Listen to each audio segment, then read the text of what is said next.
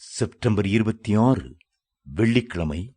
துணை நிற்கிறேன், பயப்படாதே, நான் உனக்கு துணை நிற்கிறேன். ஏசாயா 41:13.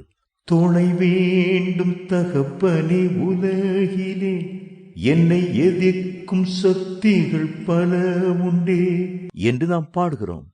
உலக பிரகாரமான துணைவர்களும் வேண்டும்.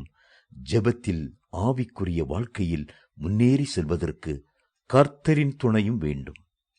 இன்றைக்கு கர்த்தர் அன்போடு உங்கள் அருகில் வந்து, நான் உனக்கு துணையாயிருப்பேன் என்று வாக்களிக்கிறார்.